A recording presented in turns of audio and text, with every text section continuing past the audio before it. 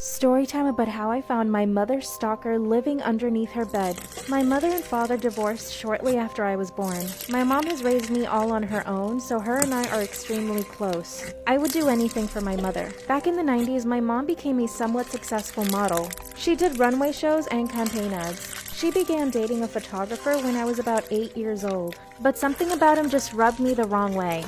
He was very controlling of my mother and always wanted to know where she was. This was a time before cell phones, and everywhere she would go, he would always end up being there. A few months into the relationship, my mother decided to break up with him. He threatened her and told her that he would make her regret it. He began calling our house at midnight, throwing rocks at my mom's window. One morning, my mom woke up to a knife in her tire. He really was trying to make her regret it. This is when my mom realized that we needed to move away and get away from him. We moved to Atlanta and my mom began getting more modeling work. She started earning more and we moved into a big, beautiful house. It had 2 floors, a basement, and a huge garden. We loved the house. Soon after we moved in, I started noticing some weird things. Sometimes windows would be wide open when I got home from school, as well as random items in the garden. I came home from school one day and went to my mom's room. That's when I found a man's boot underneath her bed and her window wide open. Disclaimer, this is not my story time, it was sent to me on Instagram. After I found the boot under my mom's bed and her window wide open, I told her. My mom began to cry and was really scared. By the way, I was 12 at this time. Disclaimer, this is not my story time, it was sent to me on Instagram. My mom went around the house locking all the windows and doors. She told me if I ever saw anything like that again to call the cops. I could tell she was really scared and this terrified me. Every day after school, I would go straight to my mom's room and check underneath her bed. And weirdly enough, I started finding random items. One day, I found a pocket watch. A few days later, I found a handkerchief. And that continued for about a month. Mom and I decided to call the cops and give them all the items that we'd found. The cops told my mom there was nothing they could do because there was no physical harm done to her or me. Later that night, I wake up to my mom screaming. The house was dark and I ran down the hallway. Suddenly, a dark figure walks out of my mom's room. The black figure looked at me and walked away. I was frozen and couldn't move. The cops asked my mom what the man did. She said that when she woke up, she saw him standing in the corner of the room dressed in black with a black mask, and that all he did was stare at her. When she asked him what he wanted, he told her you. The cops tried to convince my mom that it was probably a robbery. She told them about her ex and they said it was probably nothing and to just forget about it. A few days later, I come home from school and check underneath my mom's bed. There I found a handwritten note. You'll never guess what it said. It was terrifying. Disclaimer, this is not my story time. It was sent to me on Instagram. Under my mom's bed, I found a handwritten note from her stalker. I couldn't bring myself to read it. I gave it to my mom and she read it. She cried and told me to pack a bag.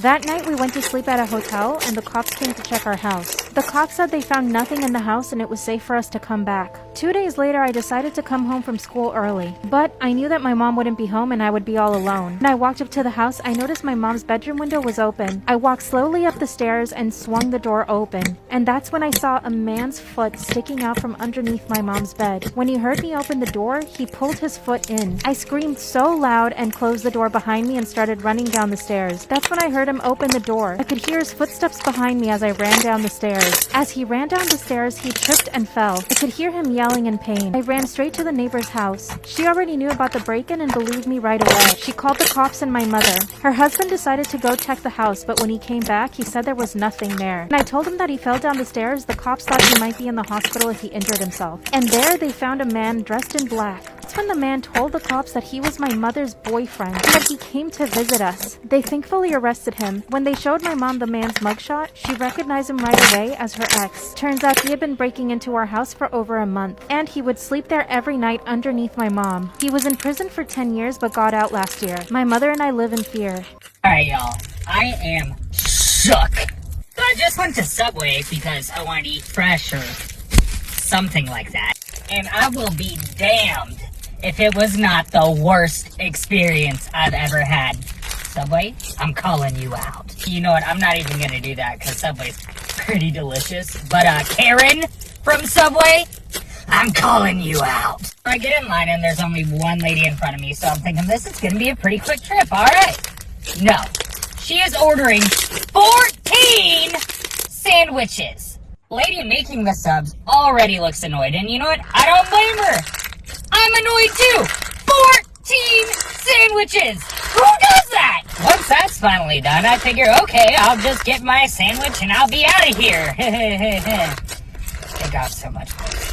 I'm fully aware that Karen, who, by the way, is the sub maker, is having a bad day. So I'm minding my manners. I'm saying, please, thank you, yes ma'am, no ma'am, just trying to get my Italian BMT. But Karen's not having that today. Karen is pissed off. I am not joking when I say she grunted every time she put a piece of meat on that sandwich. Like, like she's lifting 20-pound barbells. It's ham. Then I asked her to toast it, and she just said no. What? I wasn't even gonna mess with her, so I was like, alright, let's move on to the veggies. Bad idea. I asked her for lettuce. I get a tiny little sprinkling. And then I asked for pickles. And this woman looked me dead ass in the eyes, picked up one pickle, and puts it on my sub. What am I supposed to do with one pickle? Are they like an endangered species or something? And nobody gave me the memo? But I remain calm.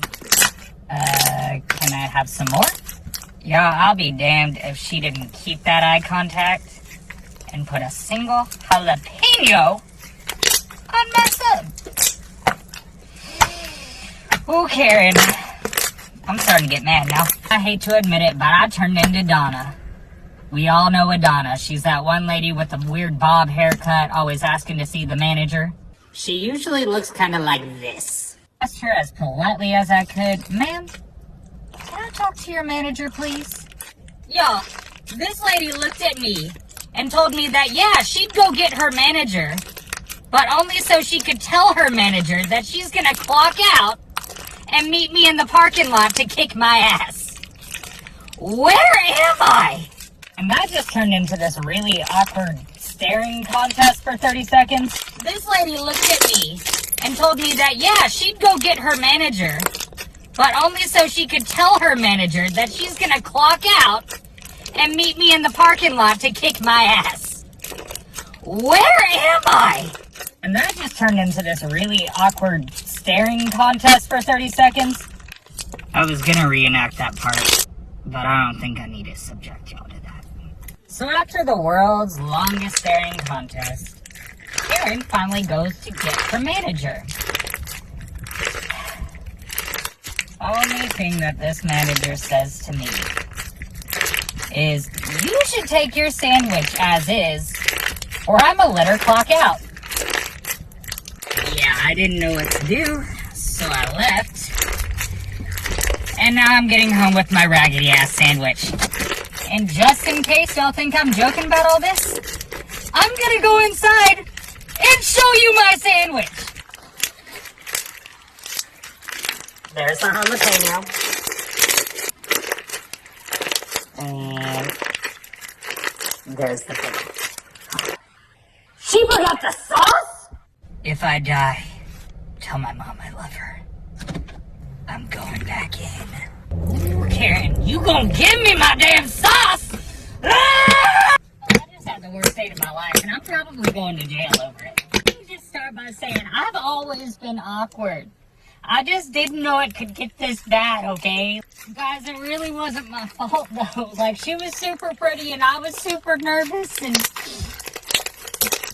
not only did I manage to knock my drink over twice, the second time I knocked my fork off the table, too, and we both reached for it at the same time, and I headbutted her right in the nose. There was a lot of blood, like a lot. Of course, she stands straight up, both hands over her mouth, crying, and I'm still knelt down on the ground trying to find the freaking fork for God knows what reason. And everybody starts clapping. And I guess at the time, I thought they were just making fun of us, you know, like when a waiter, like, spills stuff. That's not what happened. As you can imagine, I'm freaking mortified, but she took it really well, and she was okay. So we sat back down, and everything was fine until about 10 minutes later. We actually had, like, some good conversation, and then the waiter brings a cheesecake with the words congratulations written on it from the couple that's a few tables down. We're both looking at this later really confused, right?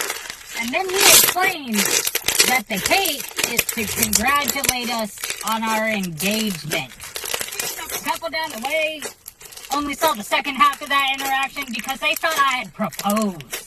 Well, I just asked for the check. You know, it's the least I can do considering I just gave her an unscheduled nose job. And then we headed outside. See, with me, there's a tendency for bad things to always get worse. And that's exactly what happened. You see, when we were saying goodbye, I decided for God frickin' knows what reason to say, I'll call you later to schedule the wedding. And then we both hug and start to walk away, hopefully to never, ever, ever, ever see each other again. It turns out we're both going the same way. I don't know why I am the way that I am, but I felt awkward and I grabbed her hand.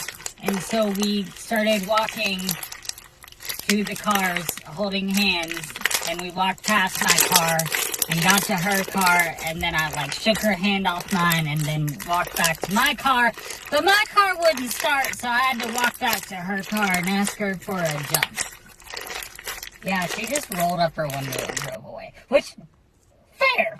Anyway, so I just got home and I'm never leaving again. She just texted me.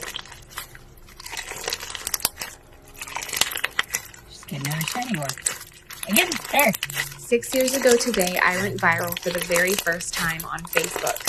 It was an event that catapulted me on the wildest journey, and it is something that I want to share with you today. Nearly 8 years ago, I had a gorgeous, curvy, mid-40s client book me for a boudoir session in a beautiful hotel, and I thought she looked like a goddess, but as most women do, she had a request. She came to me and said, I want you to Photoshop all of my cellulite, stretch marks, loose skin, wrinkles, just make it go away. I want to feel gorgeous just once. So I did exactly as she asked. I went home after her shoot and I made every last mark, dimple, wrinkle disappear. I turned her into the woman she told me she had dreamed of being her whole life. Christmas rolled around and she gave her husband the beautiful album we had created together. And a few weeks later, I received this email from him. Hi, Victoria. I am Blank's husband. I am writing to you because my wife gifted me with her boudoir album for Christmas. I don't want you to think that in any way I am upset with you, but I have some food for thought that I would like to pass on. I have been with my wife since we were 18 years old, and we have 2 beautiful children together. We have had many ups and downs over the years, and I think, well, actually I know that my wife did these pictures for me to spice things up. She sometimes complains that I must not find her attractive, that she wouldn't blame me if I had found someone younger or more beautiful. When I opened the album that she gave me, my heart sank. These pictures, while they are beautiful, they are not my wife. You made every one of her so-called flaws disappear, and while I'm sure this is what she asked you to do, it took away everything that makes up our life. When you took away her stretch marks, you took away the documentation of our children. When you took away those lines around her eyes, you took away over 2 decades of our laughter and our worries. When you took away all the cellulite, you took away her love of baking and all the goodies we have eaten over the years. I am not telling you to make you feel horrible. I know you're doing your job, and I just want you to know that I'm here to thank you.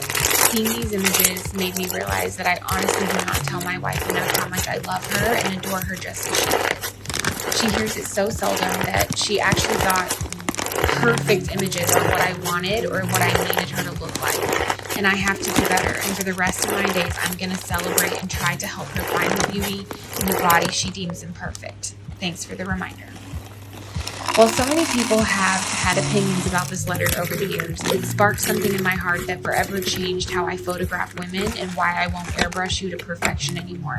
You deserve to love the skin you're in and to feel like home in the body that bears the story of your life, not the body I give you. So I had my kids the other day for fall break, like the whole fucking week, right? And as you can see, I got a new truck. Hey, because it's my birthday, bitch. Alright? And I'm taking them home. As you can see, the truck is black. My kids get in the car, truck, whatever. It's a Silverado. Alright? And all you truck people can shut the fuck up. This is what I could afford.